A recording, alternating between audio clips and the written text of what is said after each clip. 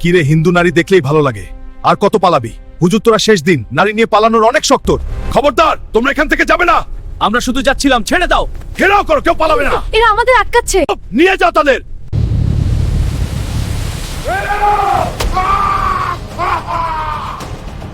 প্রথম পর্বে আমরা দেখেছিলাম যুবক ইমাম আহমদ নীলা এবং সারাকে নিয়ে নোংরা পানি ড্রেইন পার হওয়ার সময় কালু ও তার বাহিনীর কাছে ধরা পড়ে যায়। তখন কালু হুঙ্কার দিয়ে বলছিল, হুজুর, হিন্দু নারীর প্রতি এত দরদ কেন? আজ তোমার শেষ খুতবা শোনার সময় নেই, মরার জন্য তৈরি হয়ে যাও। হুজুর, তোর এটা আজকে শুনে শেষ দিন। আহমদ চোখ বন্ধ করে বিড়বিড় করে কিছু একটা পড়লেন। তখন কালু হুজুরকে আঘাত করার জন্য কুঠার উঁচু করল।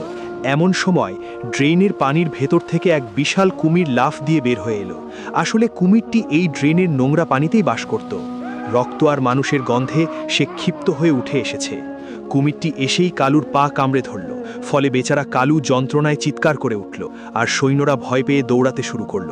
ঠিক এই সুযোগে সারা আর নীলা ড্রেনের গভীরে ঢুকে পড়ল। আহমদও লাফ দিয়ে তাদের পেছনে পেছনে ঢুকে পড়ল। কুমির আর কালুর লড়াইয়ের সুযোগে তারা ড্রেনের অন্ধকারে পেটে হারিয়ে গেল। কিন্তু ড্রেনের ভিতরের পথটাও তাদের জন্য সোজা ছিল না, কারণ ভিতরে প্রচুর জোয়ারের পানি ঢুকতে শুরু করেছে। যদি তারা দ্রুত বের হতে না পারে, তাহলে সবার শেষ সমাধি সেখানেই নিশ্চিত হবে। এভাবে কষ্ট করে কিছু দূর যাবার পর তারা দেখল সুড়ঙ্গ পথটা দুই ভাগে ভাগ হয়ে গেছে। এটা দেখে সারা বলল, ম্যাপে তো এটা ছিল না, এখন আমরা কোন দিকে যাব? তখন আহমদ ডান দিকে সুড়ঙ্গের দিকে ইশারায় বললেন, বাতাস এদিক থেকেই আসছে, সুতরাং এটাই মুক্তির পথ হতে পারে। অতঃপর তারা ডান দিকে এগোতে শুরু করলো। কিন্তু খানিকটা যাওয়ার পর দেখল পথটা লোহার গড়াদে আটকানো, আর ওপাশ থেকে পানি হু হু করে ঢুকছে। ফলে তারা ফাঁদে পড়ে যায়। ধীরে ধীরে পানি বাড়তে বাড়তে কোমর পর্যন্ত হয়ে যায়। এই দৃশ্য দেখে নীলা এবং সারা ভয়ে কান্না শুরু করলো। কিন্তু আহমদ ভয়কে জয় করে লোহার গড়াদগুলো হয়ে ঝাঁকানি দিলেন। কিন্তু না, ভাঙবে তো বহুদূর, নড়ছেই না। ঠিক তখন পানির নিচ থেকে কিছু একটা আহমদের পায়ে পেঁচিয়ে ধরল। আহমদ পায়ের দিকে তাকিয়ে দেখলেন এটা এক অজগর সাপ।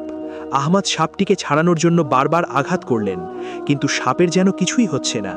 এমন সময় সারা কোমরের খাপ থেকে তার ছোড়াটা বের করল এবং এক হাতে লোহার গড়াত ধরে সে অন্ধের মতো সাপের ওপর ছোড়া চালালো। ফলে সাপটি নিরুপায় হয়ে যন্ত্রণায় আহমদকে ছেড়ে দিয়ে পালালো। তখন সারা চিৎকার করে বলল, হুজুর, পানি বেড়েই যাচ্ছে, যেভাবেই হোক এই গড়াত ভাঙতেই হবে। তখন আহমদ শরীর ঝাড়া দিয়ে প্রস্তুত হলেন। অতঃপর তিনজন মিলে মরিচা ধরা গড়াতগুলো ধরে শরীরের সর্বশক্তি দিয়ে ধাক্কা দিতে শুরু করলেন।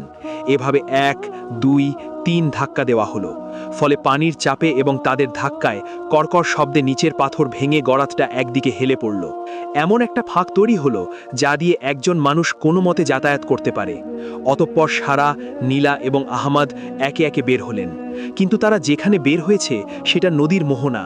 চারপাশ ঘন হোগলা বন আর কাঁটা ঝোপে ভরা। তাই তারা কাদা মারিয়ে ডাঙায় উঠল। ক্লান্ত শরীর আর ভেজা কাপড় নিয়ে তারা কোনো মতে বালুর ওপর গিয়ে ধপ করে বসে পড়ল। তখন নীলা বলল, মরতে হলে মরে যাব, তবু আমি আর এক পাও নড়তে পারবো না। কিন্তু সারা এদিক ওদিক তাকাচ্ছিল। সে অস্থির হয়ে বলল, নৌকাটা তো এখানেই থাকার কথা। একটা ছোট ডিঙি নৌকা আমি নিজে লতাপাতা দিয়ে ঢেকে রেখেছিলাম, সেটা খুঁজে পেলেই হবে। অতঃপর সারা ঝোপের আড়ালে দৌড়ে গেল। কিন্তু সেখানে গিয়ে দেখল নৌকাটা আছে, কিন্তু তার তলা কে যেন কুঠার দিয়ে ভেঙে চুরমার করে দিয়েছে। এটা দেখে আহমদ বললেন, তার মানে ওরা জানতো আমরা এদিকেই আসব। আমাদের মধ্যে কি কোনো বিশ্বাসঘাতক আছে? এই কথা শুনে সারা দাঁতে দাঁত চেপে বলল, না, কিন্তু জালেম খানের গুপ্তচর সব জায়গায় আছে। হয়তো আমার আসার পথ কেউ দেখে ফেলেছিল। এমন সময় হঠাৎ নদীর বাতাস চিরে একটা তীর এসে পিছনের গাছে বিঁধল। আহমদ তাকিয়ে দেখল দূরে নদীর বাঘ ঘুরে দুটো দ্রুতগামী ছিপ নৌকা এগিয়ে আসছে। এটা দেখে আহমদ বললেন, এখন আমরা কি করব? নদী পথে পালানো তো অসম্ভব, এখন আমাদের জঙ্গলে ঢুকতে হবে। এই কথা শুনে সারা বলল, কিন্তু হুজুর, এই জঙ্গল তো অভিশপ্ত, এটাকে স্থানীয়রা কাল ভৈরবের জঙ্গল বলে। শোনা যায় যারা এখানে ঢোকে তারা আর ফিরে আসে না। তখন আহমদ বললেন, আমাদের সামনে নিশ্চিত মৃত্যু আর পেছনে অনিশ্চিত বিপদ, আমি অনিশ্চয়তাকেই বেছে নিলাম, চলো জঙ্গলে যাই। অতঃপর তারা হোগলা বন পেরিয়ে গভীর জঙ্গলের দিকে ছুটতে শুরু করল। পেছনে উড়ন্ত তীরের বৃষ্টি জঙ্গলের দিকে দৌড়াচ্ছে। জঙ্গলের ভেতরে প্রবেশ করে দেখা গেল জঙ্গলটা আসলেই অদ্ভুত। গাছগুলো বিশাল এবং কালো, সূর্যের আলো সেখানে তেমন একটা পৌঁছায় না। বাতাসের শব্দে মনে হয় কেউ যেন ফিসফিস করে কথা বলছে। মাটির নিচে গাছের শিকড়গুলো সাপের মতো ছড়িয়ে আছে। কিছু দূর যাওয়ার পর তাদের মনে হলো সৈন্যরা পিছু ছেড়েছে, তাই তারা একটা বিশাল বটগাছের নিচে এসে থামল। তিনজনই ক্লান্তিতে ভেঙে পড়েছে। তখন নীলা হাঁপিয়ে হাঁপিয়ে বলল, ওরা আসছে না কেন? ওরা কি আমাদের ছেড়ে দিল? এটা শুনে সারা বলল, ওরা জঙ্গলের সীমানা পার হবে না, কারণ ওরা জানে এই জঙ্গলে মানুষ খেকে দস্যু আর বুনো জন্তুর চেয়েও ভয়ঙ্কর কিছু আছে। তখন আহমদ নিঃশ্বাস ছেড়ে বললেন, আল্লাহ যেহেতু আমাদের এই পর্যন্ত এনেছেন, তিনিই পথ দেখাবেন।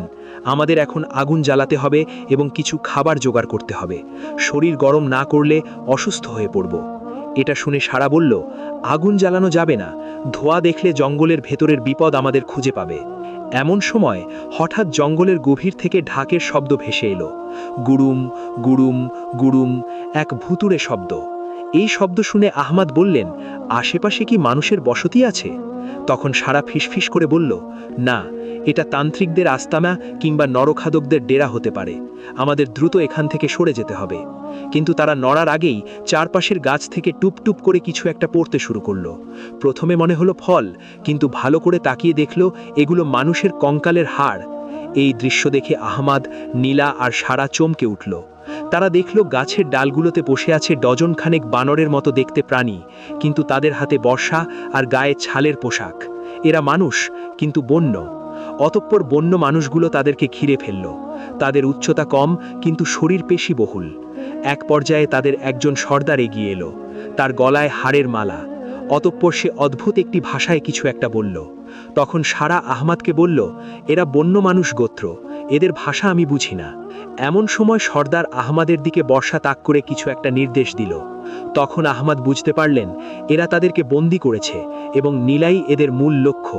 ফলে আহমদ শান্তভাবে দুই হাত তুলে আত্মসমর্পণ করলেন, কারণ তিনি জানেন শক্তি দিয়ে এদের সাথে পারা যাবে না, বুদ্ধি খাটাতে হবে। অতঃপর আহমদ আরবিতে উচ্চস্বরে আজান দিতে শুরু করলেন। জঙ্গলের নিস্তব্ধতা ভেঙে সেই সুমধুর সুর ছড়িয়ে পড়ল, আল্লাহু আকবার, আল্লাহু আকবার। এই সুর শুনে বন্য মানুষগুলো থমকে গেল। তারা এমন সুর আগে কখনো শোনেনি। সর্দার অবাক হয়ে আহমদের দিকে তাকিয়ে রইল এবং বর্ষাটা নামিয়ে নিল। তখন আহমদ আজান শেষ করে ইশারায় বোঝালেন তারা আকাশের দেবতার লোক। তিনি আকাশের দিকে আঙ্গুল তুললেন, কিন্তু সর্দার এতে ক্ষান্ত হল না। অতঃপর হাত পা না বেঁধে তাদেরকে এক প্রকার জোর করেই নিয়ে যাওয়া হলো জঙ্গলের গভীরে। অনেকটা পথ হাঁটার পর তারা এক বিশাল গুহার সামনে এসে পৌঁছালো। গুহার মুখে বড় বড় মশাল জ্বলছে। অতঃপর গুহার ভেতরে প্রবেশ করতেই তারা এক অভাবনীয় দৃশ্য দেখল। গুহার ভেতরে এক বিশাল পাথরের সিংহাসন, আর সেই সিংহাসনে বসে আছে এক দীর্ঘদেহী মানুষ। তার পরনে বাঘের ছাল, হাতে ত্রিশূল, কিন্তু তার মুখমণ্ডল কোনো বন্য মানুষের মতো নয়। তার চেহারায় আভিজাত্য আছে, কিন্তু এক চোখের ওপর দিয়ে গভীর কাটা দাগ চলে গেছে। লোকটা তাদেরকে দেখে উঠে দাঁড়ালো এবং সে পরিষ্কার ভাষায় বলল, ইমাম আহমদ আর বণিক কন্যা নীলা, তোমরা এখানে এসেছো, কি সৌভাগ্য আমার। এই কথা শুনে আহমদ অবাক হয়ে বললেন, আপনি আমাকে চেনেন? তখন লোকটা অট্টহাসি দিয়ে বলল, চিনব না? আমি যে একসময় জালেম খানেরই সেনাপতি ছিলাম। নাম আমার বীরভদ্র। আজ আমি এই জঙ্গলের রাজা। জালেম খান আমাকে মারার জন্য এই জঙ্গলে পাঠিয়েছিল, কিন্তু আমি এই বন্যদের বশ করে এখন নিজের রাজত্ব গড়েছি। এটা শুনে নীলা ভয়ে ভয়ে বলল, তাহলে কি আপনি আমাদেরকে জালেম খানের কাছে ধরিয়ে দেবেন? বীরভদ্র নীলার খুব কাছে এসে দাঁড়িয়ে বলল, জালেম খান আমার শত্রু, তার শত্রুরা আর যাই হোক আমার শত্রু নয়। এটা বলে সে নীলার চিবুক স্পর্শ করতে গেল, কিন্তু আহমদ দ্রুত সামনে এসে দাঁড়িয়ে বললেন, হাত সরাও বীরভদ্র, তুমি এক সময় যোদ্ধা ছিলে, এখন কি ডাকাত হয়ে গেছো? এটা শুনে বীরভদ্রের চোখ জ্বলে উঠল। সে খপ করে আহমদের গলা চেপে ধরল এবং এক হাতে তাকে শূন্যে তুলে ফেলল এবং বলল, আমার গুহায় দাঁড়িয়ে আমাকে জ্ঞান দিচ্ছ হুজুর? আমি ডাকাত নই, আমি প্রতিশোধকামী, আর এই মেয়েটি আমার প্রতিশোধের চাবি। জালেম খান এই মেয়েকে বিয়ে করতে চেয়েছিল, তাই না? আমি একে বিয়ে করব। জালেম খানের অপূর্ণ স্বাদ আমি পূর্ণ করব, তাতে তার বুকে আগুন জ্বলবে। এই কথা শুনে নীলা চিৎকার করে বলল, না, আমি মরে যাব, তবু আপনাকে বিয়ে করব না।